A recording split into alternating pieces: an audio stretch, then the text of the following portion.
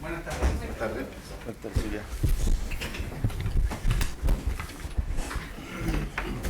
Bien, se reinicia la audiencia de juicio oral, causa RIT número 24-2014. Para efecto del registro, comparecencia por parte del Ministerio Público. Buenas tardes. Buenas tardes, señor presidente. Buenas tardes, señoría. Por el Ministerio Público comparece Raúl Menoría, fiscal regional metropolitano sur. Me acompaña el fiscal adjunto jefe don Héctor Barros Vázquez, fiscal adjunto don Cristian Antonio Álvarez, todos ya individualizados en esta causa. Por parte de la querellante, Intendencia Regional, ¿quién comparece? Buenas tardes. Buenas tardes, señor presidente. Buenas tardes, magistrados. Por la parte querellante de la Intendencia Regional Metropolitana comparecen los abogados Teresa González de la Parra y Carlos Flores Larraín. Buenas tardes, por parte de la querellante particular. Buenas tardes, magistrado. Por parte de Sebastián Rosales Montesinos comparecen la señora Verónica Valdivia Villagrán y la abogada María Jesús Ávila Rivera. Muy bien. Por parte de la defensa. Buenas tardes, señoría. Comparece Rodrigo Román Andóñez. Y se encuentra presente el acusado. Señor, su nombre completo, la orden. Víctor Hugo Montoya Encina. Bien, tal como se les indicó en la audiencia del día de ayer, el tribunal va a dar a conocer su veredicto. En Puente Alto, 20 de noviembre del año 2014. Vistos, primero, que esta sala del Tribunal de Juicio Oral en lo Penal de Puente Alto, integrada por los jueces don Francisco Javier Ramos Pasó como presidente de sala, don Fernando Andrés Martínez Arias como redactor y don Eber Manuel Rocco Martínez como tercer integrante, se reunió a fin de deliberar según lo dispuesto en el artículo 339 del Código Procesal Penal. Segundo, que fruto de esa deliberación y luego del análisis de la prueba rendida, consistente en la declaración de los testigos del ente persecutor y los querellantes, consignados los números 1, 2, 3, 4, 5, 6, 7, 8, 9, 13, 14, 26, 27, 30, 31, 32, 33, 34, 35, 36, 37, 41, 42, 44, 45, 47, 50, 52, 60, 61, 66, 68. Del apartado denominado prueba testimonial ofrecidas por el Ministerio Público a los querellantes de Intendencia Regional Metropolitana y querellante particular, y de los peritos asignados con los números 1, 2, 3, 4, 5, 7, 11 y 16, que se leen en el acápite de la prueba pericial ofrecida por el Ministerio Público, además de los querellantes de Intendencia Regional y querellante particular. Documental ofrecida por las mismas partes, consignada los números 2, 3, 4, 5, 6, 7, 12, 13, 14 y 16, del apartado prueba documental, más otros medios de prueba ofrecidos por los mismos acusadores, tales como evidencia material, planimétrica y fotográfica, todo esto del auto de apertura de juicio oral, la cual fuera ponderada en los términos que exigen el artículo 297 del Código Procesal Penal, logrando estos sentenciadores, más allá de duda razonable, la convicción de la ocurrencia del siguiente hecho.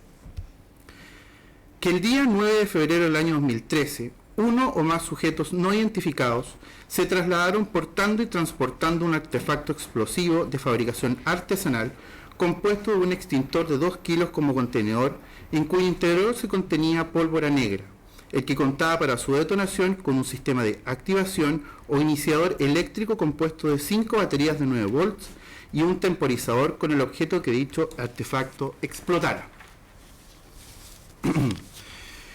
En un tiempo cercano a la medianoche del día 9 de febrero del 2013, tal o tales individuos llegaron hasta las inmediaciones del retén Las Vizcachas de Carabineros de Chile, ubicado en Camino al Volcán, número 05109 de la comuna de Puente Alto, donde procedió o procedieron a colocar y activar el artefacto explosivo ya descrito a la altura de un muro divisorio contiguo a la pared de los dormitorios del personal de Carabineros, artefacto que al ser activado explotó causando daños consistentes en la fractura de la pared exterior y un vidrio de un dormitorio destinado al alojamiento de un funcionario de Carabineros, provocando además lesiones al cabo segundo de Carabineros Sebastián Rosales Montesinos, quien se encontraba en el interior del dormitorio antes indicado, consistente en trauma auditivo, contusión lumbar y erimatosis del pie izquierdo. Tercero, que los hechos reseñados en el párrafo que se han consignado en el fundamento precedente constituyen el delito de infracción al artículo 3 de la Ley 17.798 en relación con el artículo 13 de la misma ley, como asimismo del delito previsto y sancionado en el artículo 487 del Código Penal y el delito de lesiones menos graves previsto y sancionado en el artículo 399 del Código Punitivo, rechazándose por tanto la calificación jurídica de los hechos imputados por el Ministerio Público, la Intendencia Metropolitana y por otro lado acogiéndose por su parte la pretendida por el querellante particular.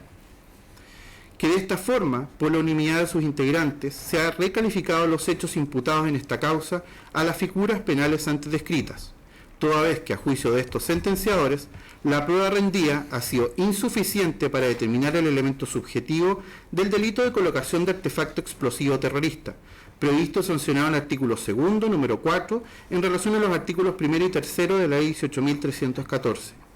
Elemento que debió ser probado por los acusadores en la conducta que se imputa, y sin embargo no lograron acreditar los supuestos que el Ministerio Público fundó su calificación y que la ley establece para efectos de poder objetivizar el particular elemento subjetivo que dicho injusto contempla, y el cual debe ser debidamente establecido para su total descripción. Así, ni la naturaleza, efectos y medios empleados para cometerlo, ni la evidencia que obedece un plan premeditado para atentar en contra un grupo o categoría de personas. Considera además el tribunal que no corresponde sostener que tal elemento subjetivo pueda presumirse de la mera colocación del artefacto. Por el contrario, las características técnicas del artefacto, su potencia, la hora del hecho, el lugar preciso en que se colocó el artefacto explosivo en la unidad policial afectada, son elementos que llevan a concluir que la intención de él o los hechores no necesariamente buscaba producir en la población o en parte de ella el justo temor justificado de ser víctima de delitos de la misma especie. Que lo acordado precedentemente tiene fundamento, entre otros, el respeto irrestricto al principio de legalidad que rige el actuar judicial, conforme a la cual resulta imperativo la determinación de la norma aplicable al caso de acuerdo a criterios interpretativos estrictos y que precisen su contenido y significados al caso concreto. Tal exigencia se torna más imperiosa cuando se trata de la aplicación de la normativa penal de excepción, de que se han dotado los estados para salvaguardar sus estructuras más fundamentales y el núcleo de la convivencia social pacífica. De esta manera, y el análisis estricto y cuidadoso de los antecedentes probatorios aportados, del debate escuchado y las normas jurídicas invocadas, se realiza teniendo en consideración el tratamiento que el ordenamiento jurídico otorga a las conductas que la ley 18.314 sanciona. Cuarto, que establecidos los hechos y calificados estos de la forma descrita, corresponde al tribunal emitir pronunciamiento sobre la participación que le habría cabido en los mismos al encartado bajo la imputación requerida por los persecutores fiscales y particulares, en orden a la concurrencia de la figura de autoría del artículo 15, número 3 del Código Penal. Sobre tal cuestionamiento, a juicio de estos sentenciadores, la prueba de cargo ha resultado insuficiente, a saber, los únicos testigos directos presentados en juicio acerca de los hechos en materia de la acusación, esto es, los testigos reservados asignados con los números 3, 4, 7 y 8, en razón de los fundamentos que se entregarán en la sentencia definitiva, carecieron de la precisión y suficiencia en este punto, para efectos de acoger la dinámica de los hechos propuesta por los persecutores, especialmente en aquella descrita por el testigo número 7, quien fue enfático en señalar la forma como aprecia las características morfológicas y de color de piel del acusado, características que coinciden con una alta tasa de habitantes de nuestro país. Más aún, el propio testigo, al ser indagado sobre este punto, reconoce que no vio el rostro del acusado, que no podría individualizar al sujeto y que solo lo vio por la parte trasera del vehículo, por detrás de la cabeza, apreciando solo parte de su mentón. Que estas aseveraciones son las únicas imputaciones de individualización de quien conducía el vehículo que se encontraba estacionado a un costado de Avenida Izaguirre. Sin embargo, ello no es suficiente para atribuir aquellas características al acusado al no existir un reconocimiento claro, contundente y preciso del mismo. Toda vez que el testigo finalmente indicó de manera categórica que estaba imposibilitado de reconocer al sujeto. Así las cosas, la única fuente de cargos y reconocimiento del encartado no se sustenta a sí misma, y los indicios que alega el persecutor penal y los querellantes no logran una concadenación con el grado de precisión que exige una decisión de condena, lo cual impide la extrusión del baremo de inocencia del que goza el imputado.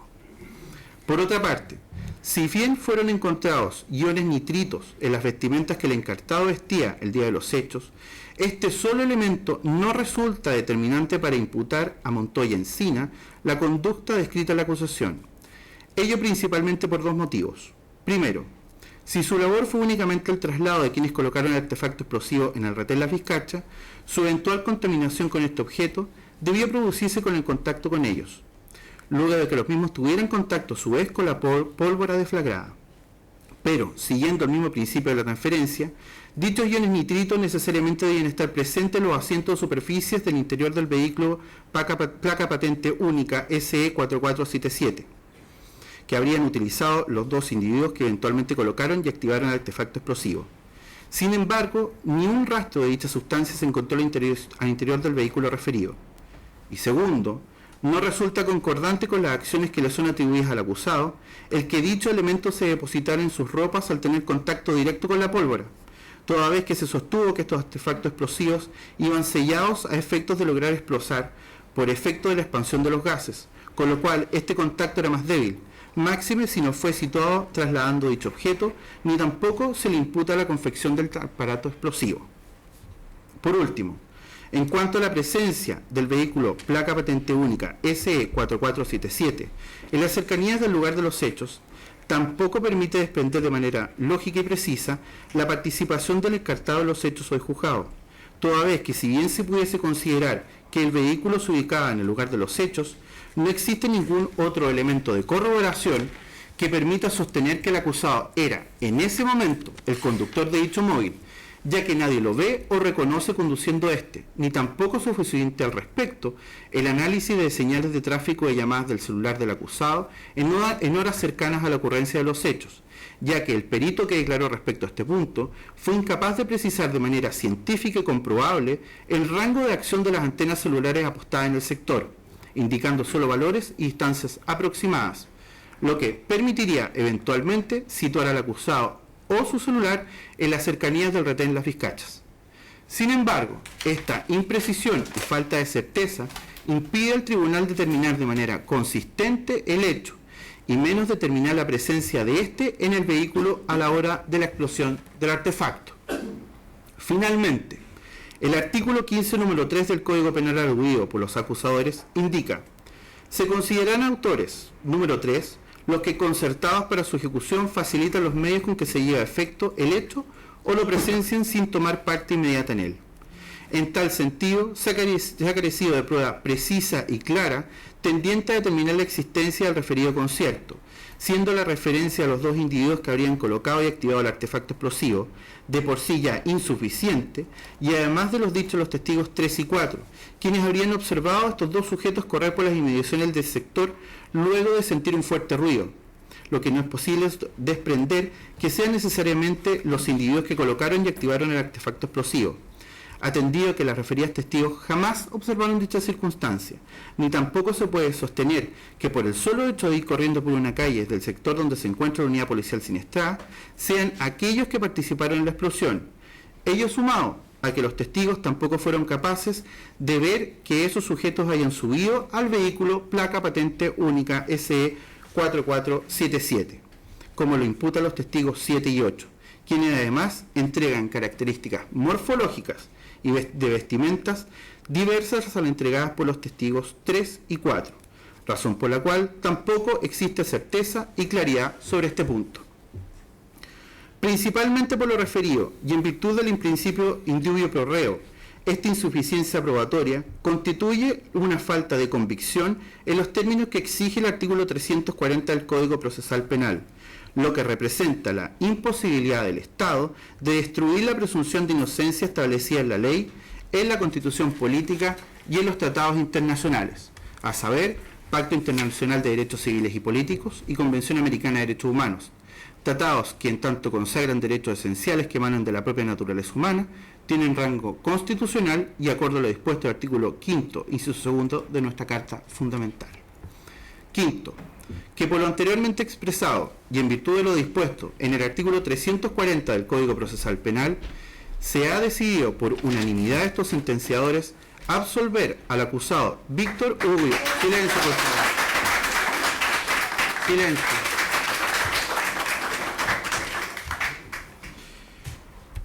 Se ha decidido entonces absolver al acusado Víctor Ullo Montón Encina de los cargos formulados en su contra como presunto autor de los delitos de colocación de artefacto explosivo terrorista previsto sancionado en el artículo 2, número 4, en relación con los artículos 1 y 3, todos de la ley 18.314 y el delito de lesiones menos graves la persona de Sebastián Rosales, hechos acontecidos el día 9 de febrero del 2013 en el sector de las Vizcachas perteneciente a la comuna de Puente Alto. Sexto, la redacción del fallo estará a cargo del magistrado Fernando Andrés Martínez Arias, el que será leído el día martes 2 de diciembre del presente a las 15 horas en el recinto del tribunal, quedando desde ya todos los intervinientes citados al efecto. De acuerdo a lo decidido y atendido lo dispuesto en el artículo 347 del Código Procesal Penal, se ordena el alzamiento de cualquier medida cautelar que afectara al acusado por esta causa, debiendo tomarse nota. Señores, por favor. Debiendo tomarse nota de este alzamiento en todo índice o registro público y policial en el que figurare ordenándose oficiar al efecto. Veredicto dictado en el rol único de causa 1300145684 número 3, rol interno al Tribunal 24-2014, dictada por la Sala del Tribunal de Juicio Oral en lo Penal de Puente Alto, integrada por los jueces don Francisco Javier Ramos Pasó como presidente sala, don Fernando Andrés Martínez Arias como redactor y don Eber Manuel Rocco Martínez como tercer integrante. Se ordena la remisión del veredicto correspondiente a los correos institucionales de los intervinientes. Y si no hay mayores peticiones, entonces se declara concluido el juicio oral. Buenas tardes.